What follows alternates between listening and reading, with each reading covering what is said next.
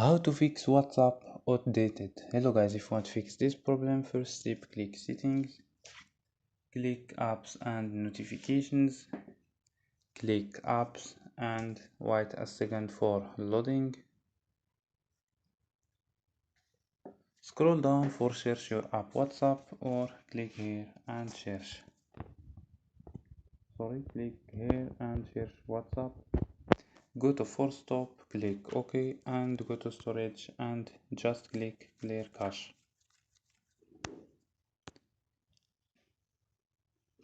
After these steps, go to data and turn off Wi-Fi and turn on and turn off mobile data and turn on. So don't forget like and subscribe. Bye.